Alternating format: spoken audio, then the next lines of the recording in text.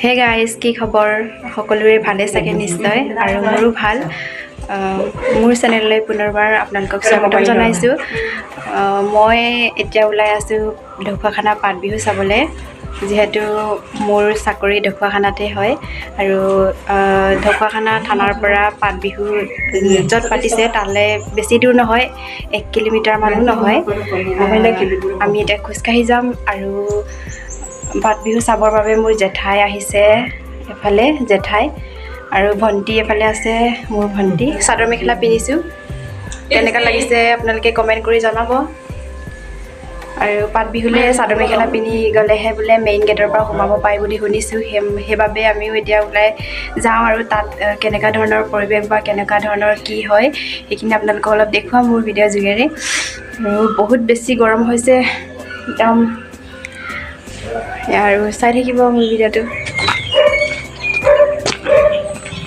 এয়া আমি এতিয়া গৈ আছোঁ গাইজ খোজকাঢ়ি। গলিৰ পৰা অকণমান ৰাস্তালৈ ওলাই যাব লাগে। মই এতিয়া য'ত ৰুমত আছোঁ তাৰ অকণমান গলিত সোমাই যাব লাগে। এতিয়া গলিৰ পৰা ৰাস্তালৈ গৈ আছোঁ। এতিয়া আমি ৰাস্তাৰ মাজত পাইছোঁহি। জেঠাইহঁতে প্ৰথমবাৰ ঢকুৱাখানালৈ আহিছে আৰু টমটমত বোলে নাযায়। ইয়াৰ পৰা বেছি দূৰ নহয় বাৰু, যিহেতু তথাপিও আমি খোজকাঢ়ি যাওঁ। গাইজ, মই আপোনালোকক ইয়াতে এটা অনুৰোধ বিচাৰিছোঁ। এই ভিডিঅ'টো যোৱা পৰহি দিনাখনে মই আপলোড দিব লাগিছিলে, কিন্তু দিয়া নগ'ল। কাৰণ আপোনালোকে জানে মই অসম আৰক্ষীত চাকৰি কৰি আছোঁ। যিহেতু আমাৰ কোনো টাইম টেবুল নাথাকে, সেইবাবে মোৰ অকণমান টাইমৰ অভাৱ হৈছিলে ভিডিঅ' এডিট কৰিবলৈ। টাইমৰ অভাৱৰ কাৰণে মই ভিডিঅ' এডিট কৰি আপলোড দিব পৰা নাছিলোঁ। এতিয়া আপোনালোকক অনুৰোধ কৰিছোঁ, মোৰ ভিডিঅ'টো দেৰিকৈ হ'লেও যে আপোনালোকে ভিডিঅ'টো চাই, সেইখিনি মই আপোনালোকৰ পৰা আশা ৰাখিলোঁ। এয়া গাইজ দেখা পাইছে, এতিয়া মই পাত বিহু পতা মেইন গেটত আছোঁ।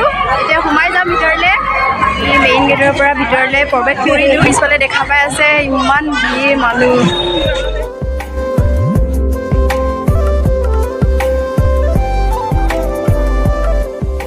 পাতৰ বিহু বাখৰিত সোমাই গৈছোঁ।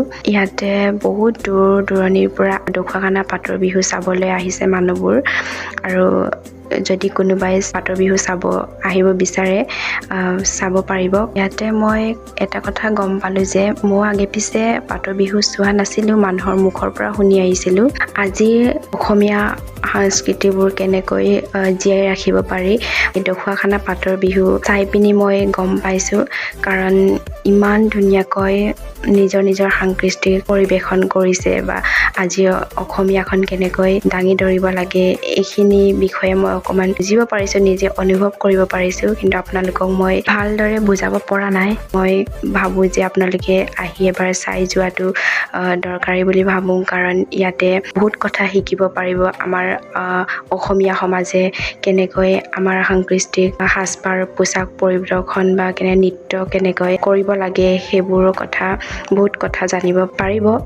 আৰু মই ইয়াতে বহুত কথা মই বুজিব পাৰিছিলোঁ। আপোনালোকে আহি এবাৰ চাই যাবহি।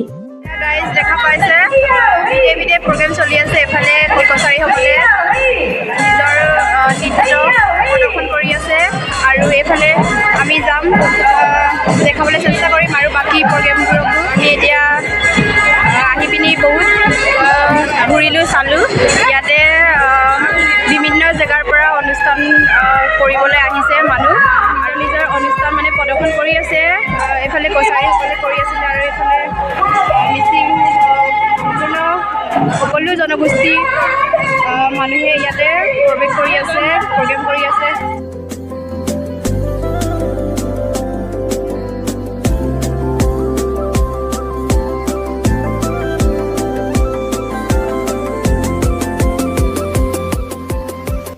এইফালে দেখা পাইছেনে, জেঠাই বেগ এটা ল'ম বুলি ক'লে, সেইবাবে ভণ্টীয়ে জেঠাইৰ কাৰণে বেগ চাই দিছে। কিন্তু এখন দোকানত বেগৰ ইমান ভাল এটা কালেকশ্যন নাছিলে, তথাপিও জেঠাই বেগটো পচন্দ কৰিছে যেতিয়া লৈ দিলোঁ। আৰু এইফালে ছাইডত দেখা পাইছেনে ইয়েৰিংছ কেইযোৰ, ভণ্টীক মই ইয়েৰিংছ এযোৰ লৈ দিলোঁ। আৰু আমি এতিয়া ইয়াৰ পৰা ওলাই গৈছোঁ।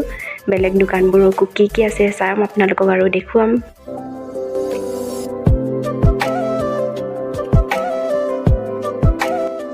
এইফালে দেখা পাইছেনে এই দোকানখনৰ কাপোৰৰ কালেকশ্যনবোৰ বহুত ভাল আছিলে আৰু ইয়াৰ পৰাই ভণ্টিক মই হাফ পেণ্ট এটা লৈ দিছিলোঁ ইয়াৰ নিজে চইচ কৰি আছে এয়া দেখিছেনে আৰু ইয়াত কাপোৰৰ কোৱালিটিবোৰো বহুত ভাল আছিলে